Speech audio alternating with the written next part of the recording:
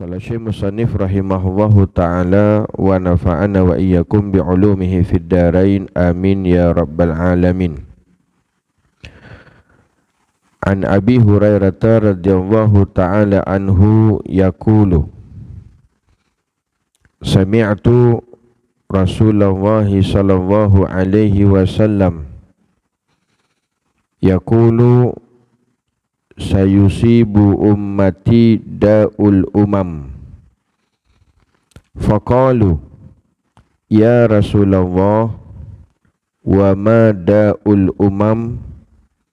Qala al-asharu wal bataru wat takathuru wat tanajushu fid dunya wat tabawudu wattahathudu hatta yakunal albag. Rawahul Hakim. Artinya, daripada Abu Hurairah radhiyallahu taala anhu katanya, aku mendengar Rasulullah sallallahu alaihi wasallam bersabda, umatku akan ditimpa penyakit-penyakit yang pernah menimpa umat-umat dahulu. Sahabat bertanya, apakah penyakit-penyakit yang pernah menimpa umat-umat terdahulu itu? Nabi SAW menjawab, penyakit-penyakit itu adalah yang pertama, terlalu banyak bersukaria. Yang kedua, terlalu mewah. Yang ketiga, mengumpulkan harta sebanyak mungkin. Yang keempat, tipu menipu dalam merebut harta benda dunia. Yang kelima, saling memarahi. Dan yang keenam, dengki mendengki sehingga jadi zalim menzalimi. Hadis riwayat Al-Hakim. Hadis ini Rasulullah sallallahu alaihi wasallam menjelaskan berkenaan penyakit umat-umat terdahulu. Yang mana penyakit-penyakit ini yang disebutkan oleh Rasulullah sallallahu alaihi wasallam, sebenarnya kalau kita lihat telah banyak menular di kalangan orang Islam pada hari ini. Apa yang disebutkan oleh Rasulullah ini yang merupakan penyakit umat-umat yang terdahulu, yang mana kata Rasulullah sallallahu alaihi wasallam, umat aku akan ditimpakan penyakit-penyakit yang pernah menimpa umat-umat terdahulu. Lalu Nabi sebutkan penyakit-penyakit umat-umat terdahulu, yang mana kalau kita lihat adalah banyak telah berlaku di kalangan orang Islam pada hari ini. Maka kalau kita lihat penyakit yang disebutkan oleh Rasulullah yang merupakan penyakit umat terdahulu yang telah menimpa umatnya Rasulullah sallallahu alaihi wasallam, kebanyakannya banyak berlaku di kalangan masyarakat kita orang Islam pada hari ini. Dan apa yang telah berlaku sangat dahsyat.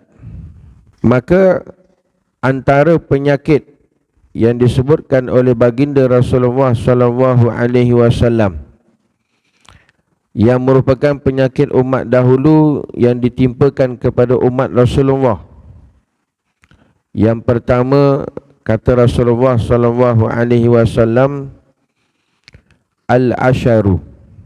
Al-ashar artinya terlalu banyak bersukaria, terlalu banyak bergembira. Terlalu banyak bergembira, bersukaria ni, seronok-seronok ni, merupakan penyakit umat-umat yang terdahulu. Umat terdahulu mereka dibinasakan oleh Allah lantaran dengan satu keadaan mereka ni banyak terlalu banyak sangat bersukaria, terlalu sangat bergembira. Orang yang banyak sangat bersukaria dalam hidup atas dunia ni, pasti sebenarnya dia dalam keadaan lupa kepada akhirat. Kerana apa dia bersukaria, banyak berseronok? Kerana dalam hatinya, dalam kalbunya, cinta kasih kepada dunia. Yuhibbuna dunya. Bila dalam hati kalbu ada kasih cinta kepada dunia, maka dia terlalu banyak bersukaria, banyak berseronok. Maka bila banyak berseronok, bersukaria lantaran dengan kasih dan cinta kepada dunia, wa yansawnal akhirah, mereka lupa kepada akhirat. Mereka alpa kepada kampung halaman sebenar yang manusia pasti akan kembali. Maka dengan sebab terlalu banyak bersukaria, berseronok, dia lupa akhirat, dia lupa nak bawa bekalan secukupnya apabila kembali kepada Allah Azza wa Jalla. Maka ini merupakan penyakit umat-umat yang terdahulu, yang kata Rasulullah, sayusibu ummati da'ul umam.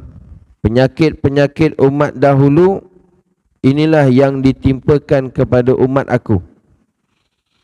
Dan hari ini kalau kita lihat sendiri, dalam masyarakat kita terlalu banyak berseronok, terlalu banyak bersukaria. Maka jika ini berterusan tuan-tuan, maka satu ketika nanti pasti mereka ini yang terlalu banyak berseronok, yang banyak bergembira, yang lupa kepada akhirat, tidak sempat untuk membuat persediaan untuk kedatangannya mati dalam kehidupan, maka pasti penyesalan yang besar yang berlaku dalam kehidupan kita hari ini. Maka sebab itu hati-hati, kerana ini merupakan penyakit umat yang terdahulu yang telah ditimpakan oleh Allah Ta'ala kepada umat Rasulullah, iaitu terlalu banyaknya berseronok, bergembira dengan hal keadaan yang dia miliki pada hari ini. Sama ada mereka dalam hati mereka kasih dan cinta kepada dunia dan sebagainya. Yang kedua, kata Rasulullah sallallahu alaihi wasallam, penyakit umat yang terdahulu yang ditimpakan kepada umat Rasulullah, wal batar. Al bataru artinya terlalu mewah. Maka terlalu mewah, terlalu kaya, terlalu melayani dengan kemewahannya, maka ini merupakan penyakit umat terdahulu. Dan penyakit umat terdahulu yang suka kepada kemewahan, yang terlalu mewah, terlalu senang, terlalu kaya ini tuan-tuan pun telah dijangkiti kepada umatnya Rasulullah sallallahu alaihi wasallam. Dan hari ini pun kita lihat sebenarnya banyak di kalangan orang Islam, dalam masyarakat kita pun sendiri, yang tertipu dengan kemewahan serta kekayaan. Maka kalau kita lihat, kalau satu orang itu dia mewah, maka semewah-mewahnya. Dia kaya sekaya-kayanya.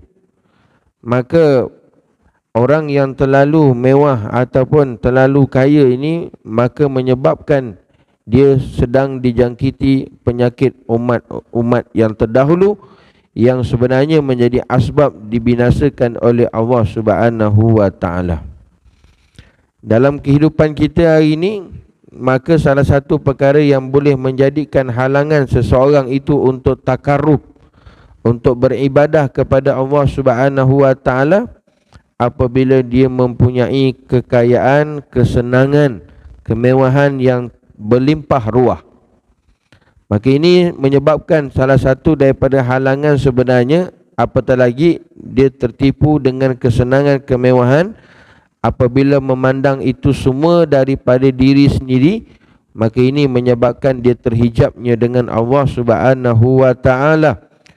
Maka inilah yang menjadikan satu penyakit yang ditimpakan oleh Allah Taala kepada umatnya Rasulullah sallallahu alaihi wasallam. Bila terlalu mewah tuan-tuan, maka untuk bermujahadah, untuk bersusah payah pada agama Allah Taala ini, maka dia akan mendapat kesukaran. Kerana dalam kita menjalani ibadah kepada Allah Taala bukan jalan untuk capai kepada ma'rifatullah, untuk sampai kepada Allah bukan jalan yang senang. Bukan jalan dengan jalan kemewahan, bukan dengan jalan pujian, bukan dengan jalan kekayaan, melainkan dengan jalan susah payah, jalan mujahadah. Dengan jalan susah payah mujahadah inilah sebenarnya barulah akan sampai kita kepada Allah, akan sampai kita kepada sebenar-benar kenal kepada Tuhan. Dan juga dengan jalan ibadah susah payah inilah juga maka dia mendorong kita untuk memahami kehidupan yang sebenar. Kehidupan dunia ini adalah yang sementara. Kekayaan, kemewahan yang kita miliki bukan selama-lamanya. Maka pastikan untuk kita bawa nanti kepada hari akhirat, pastikan selepas mati dia mendatangkan manfaat. Sama ada harta, kekayaan, kemewahan yang ada pada kita itu, barulah yang namanya akhirat. Maka jika sekiranya diberikan kita terlalu mewah, terlalu kaya, terlalu banyak harta, dan apa yang kita ada tersebut tidak boleh dibawa kepada akhirat, itulah dunia. Sesuatu perkara yang kita tak boleh bawa selepas daripada mati, itulah yang namanya dunia. Bila katanya dunia tuan-tuan tidak mendatangkan manfaat kekal kepada akhirat yang boleh kita dapatkan manfaat nanti di hari akhirat, maka bila bila seseorang itu mati, maka dia tidak boleh bawa selepas matinya dia, itulah dunia. Maka itu satu perkara yang musibah yang besar. Maka pastikan dalam kehidupan kita hari ini kita boleh datangkan, membawakan manfaat sampai kepada akhirat selepas daripada kita mati.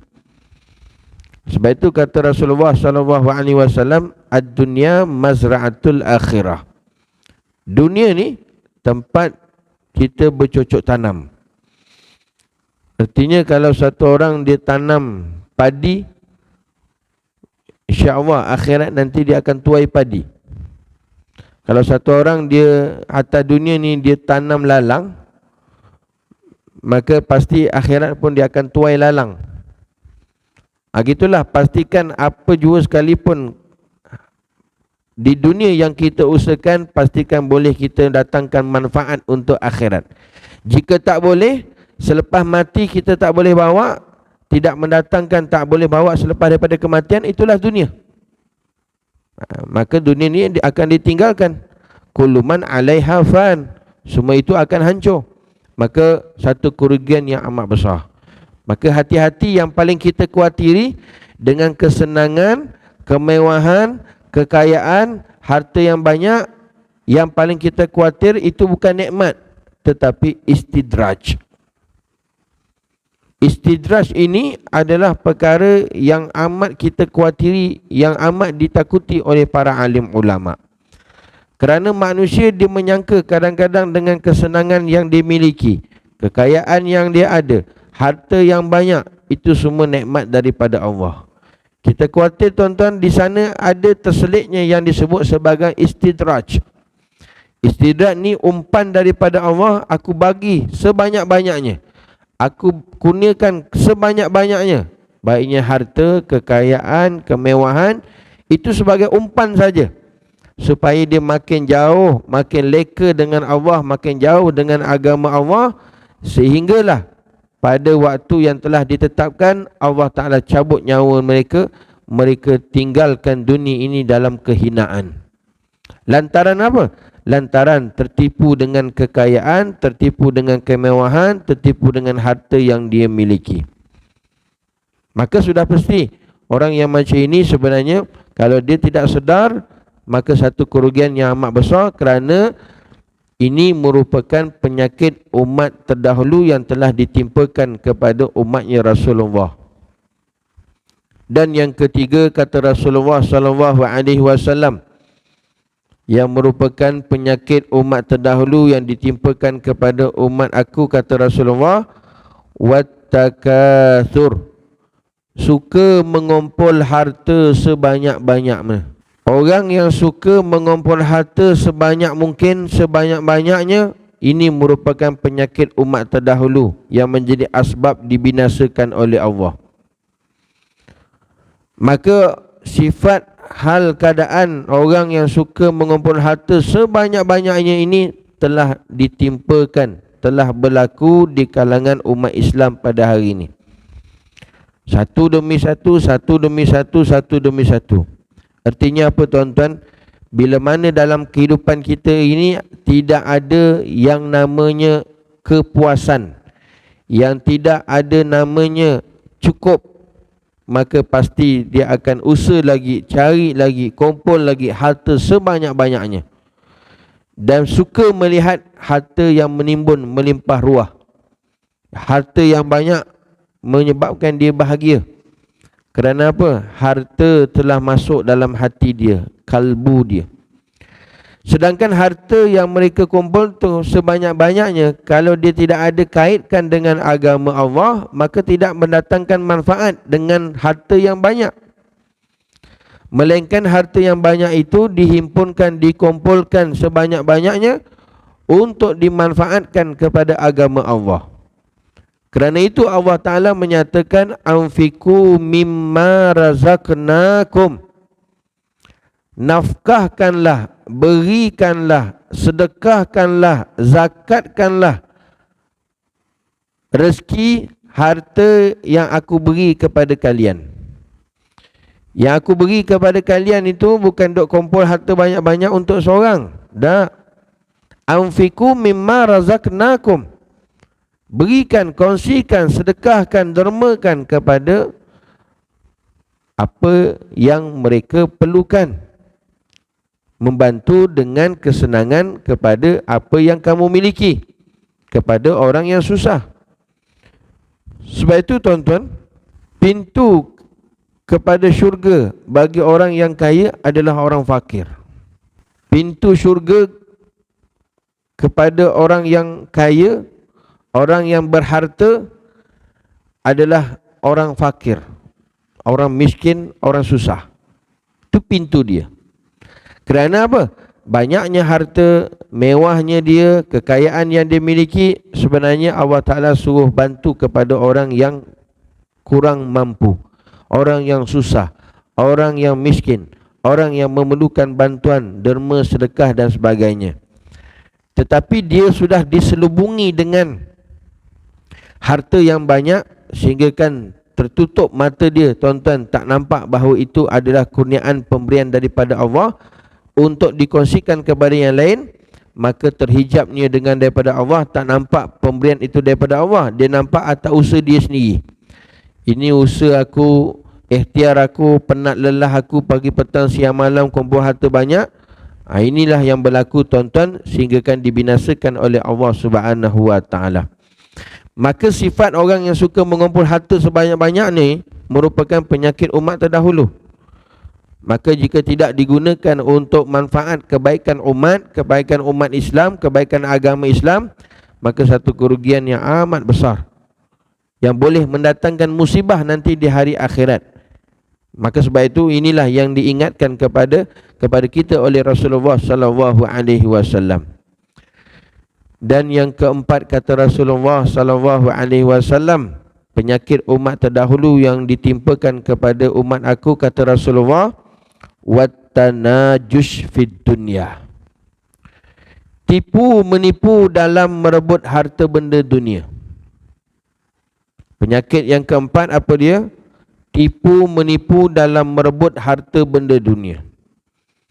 Apa jua sekalipun hak dalam dunia ini, kesenangan, kemewahan, harta, pangkat, jawatan, apa semuanya, hari ini tuan-tuan, masyarakat kita, orang Islam, dia sanggup tipu menipu, membohongi antara satu sama lain semata-mata untuk rebut harta dunia, semata-mata untuk mengebut dunia, mengambil sebanyak-banyaknya harta benda dunia dalam kehidupan kita.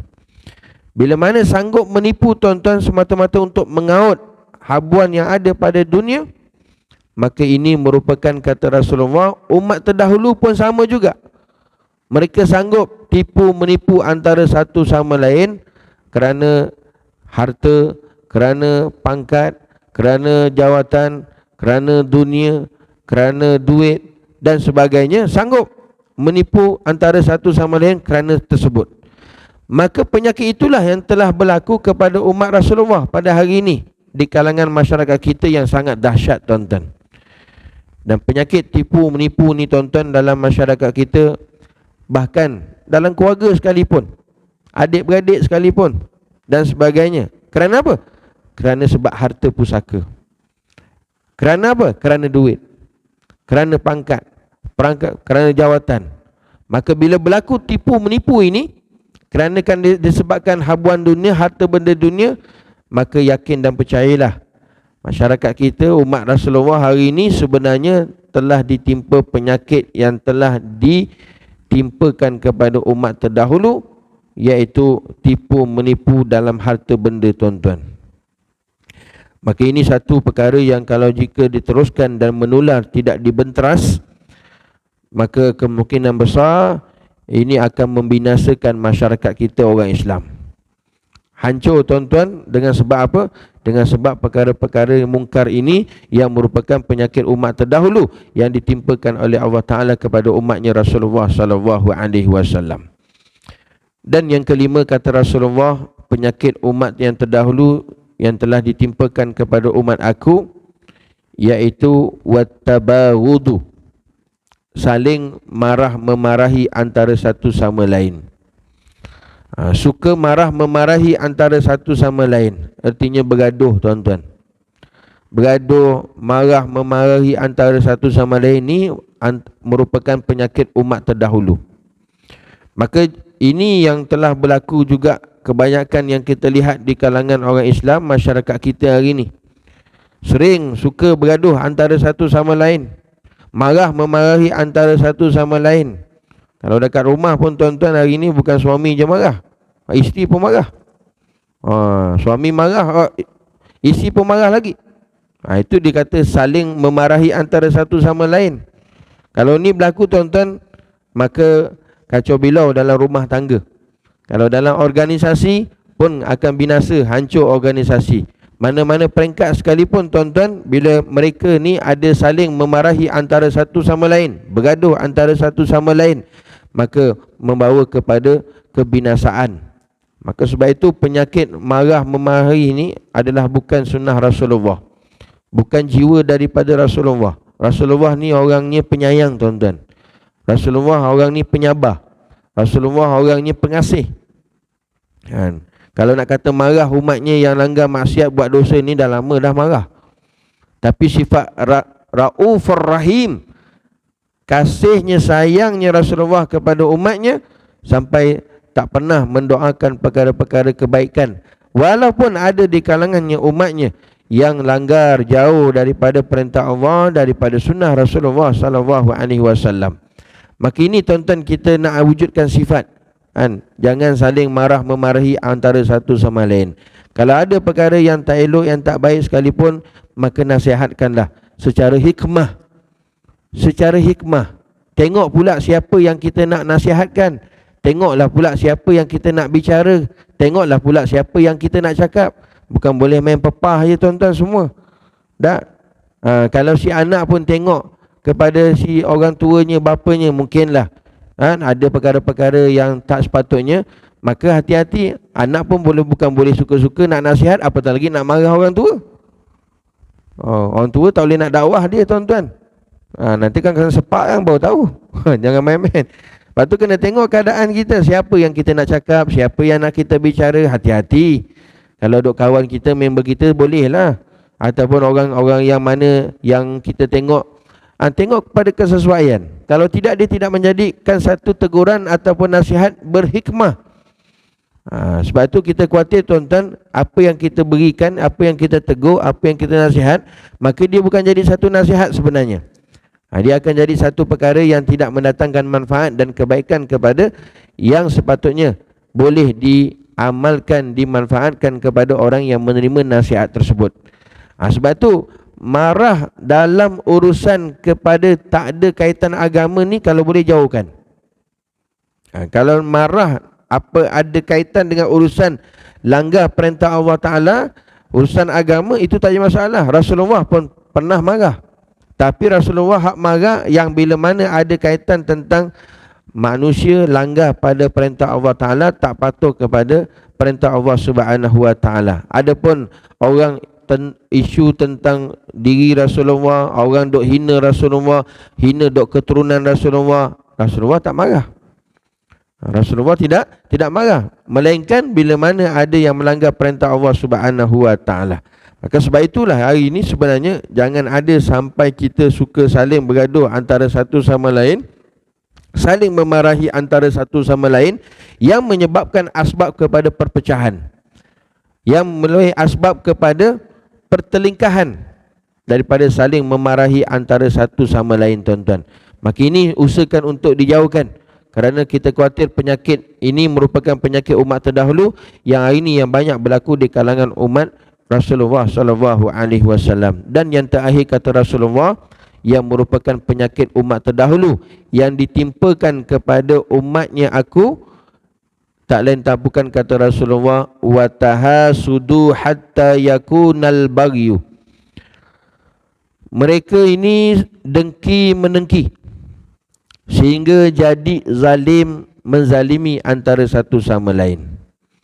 Penyakit yang terakhir yang merupakan penyakit umat terdahulu yang ditimpakan kepada umat Rasulullah, orang Islam hari ini, adanya penyakit hasad, penyakit dengki antara satu sama lain. Hasad ni bahaya, tuan-tuan. Orang yang ada hasad, ada dengki dalam kalbu dia, dalam hati dia, boleh meluputkan semua pahala amal ibadah yang dia buat. Semua amal pahala ibadah yang dia buat, maka boleh lebur, boleh hancur, boleh luput dengan sebab apa? Adanya hasad, adanya dengki. Tidak suka dengan kesenangan orang, tidak suka dengan kemewahan orang, tidak suka dengan nikmat yang ada pada orang.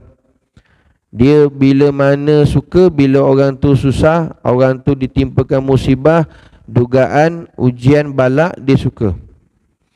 Bila mana suka kepada melihat orang susah, susah melihat orang senang, hati-hati, tuan-tuan.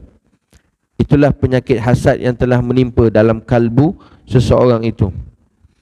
Sebaliknya hari ini, kalau sekiranya dia tidak mempunyai hasad dan dengki, maka dia akan senang melihat orang senang, dia akan susah melihat orang susah. Tetapi bila kesenangan itu dilihatkan di hadapannya, maka dia rasa susah, dia rasa gelisah dengan kesenangan nikmat yang ada pada orang, dan dia rasa senang dengan kesusahan balak yang ditimpakan kepada seseorang. Maka inilah sudah ada penyakit hasad, sudah ada penyakit dengki, sehingga kan bila mana dicemburu dan hasad, saling dengki menengki, hingga kan berlaku kepada zalim menzalimi di antara satu sama lain. Dan ini semua yang berlaku ni, tuan-tuan, yang disebutkan oleh Rasulullah, yang menyebabkan penyakit umat yang terdahulu yang ditimpakan kepada umat aku, kata Rasulullah, sebenarnya tak lain dan tak bukan adalah masalah rohani, masalah kalbu, masalah hati yang tidak diselesaikan. Bila masalah krisis rohani, krisis iman, krisis akidah, krisis kalbu tak diselesaikan, tuan-tuan, tak dibersihkan, maka satu demi satu penyakit umat terdahulu ditimpakan kepada umatnya Rasulullah sallallahu alaihi wasallam. Jika hati, kalbu, rohani itu tidak diisi, kosong dengan makanan-makanan rohani, makanan-makanan agama. Apa makanan rohani, tuan-tuan? Ibadah kepada Allah. Itu makanan rohani kita, makanan kalbu kita, makanan iman kita. Majlis ilmu itu makanan rohani, majlis zikrullah itu makanan rohani, ibadah kepada Allah itu makanan rohani. Apa jua sekalipun ketaatan ibadah kepada Allah SWT itu makanan rohani. Jika mereka tidak memberikan makanan rohani dengan secukupnya, sehingga kan rohani umat Islam hari ini kosong, maka dia terpaksa mencari perkara-perkara yang lain untuk memenuhikan kalbu dia, hati dia, rohani dia. Umpamanya dengan dunia, pangkat, jawatan, harta, dunia, kebun, rumah, kereta. Mereka masukkan dalam hati mereka, penuhkan dalam rohani mereka dengan perkara-perkara tersebut untuk memuaskan hawa nafsu semata-mata, maka ini dikhawatiri akan menyebabkan tuan-tuan lemahnya orang Islam. Maka itulah tanda-tanda hampirnya dengan kiamat, dengan banyaknya telah berlaku penyakit umat yang terdahulu ke atas umatnya akhir zaman pada kita hari ini. Maka ini satu pengajaran yang besar yang boleh kita ambil perhatian, supaya kita kena lihat dan kita kena muhasabahkan. Dalam kita hidup atas dunia tak lama, esok lusa kita mati. Dunia ni sementara, paling panjang pun umur mungkin 80, 90. Tetapi apa yang kita usahakan, biarlah mendatangkan manfaat kepada akhirat nanti, yang tempat kita kekal selama-lamanya, yang kita akan bertemu dengan Allah Subhanahu Wa Taala, yang menjadi asbab juga untuk mudah-mudahan kita masuk syurga nanti dengan kita ambil perhatian dan tindakan yang sepatutnya. Jangan sampai kita lalai dengan perkara-perkara tersebut yang menyebabkan kita ditimpakan penyakit-penyakit umat terdahulu yang ditimpakan kepada umat Rasulullah pada hari ini. Mudah-mudahan Allah Subhanahu Wa Taala jauhkan, peliharakan dalam kehidupan kita daripada penyakit-penyakit ini yang memberikan kerosakan, kebinasaan dalam kehidupan dunia dan akhirat. Dan mudah-mudahan Allah Ta'ala bersihkan hati kita daripada sifat-sifat yang tercela, sifat mazmumah. Allah Ta'ala kuatkan iman kita, kuatkan rohani kita, dan menjadi asbab mudah-mudahan kita mati husnul khatimah, akhirat kita dimasukkan ke dalam syurga oleh Allah Subhanahu Wa Ta'ala. Allahumma amin, amin ya rabbal alamin. Hadza wabillahi taufiq wal hidayah. Wassalamualaikum warahmatullahi wabarakatuh.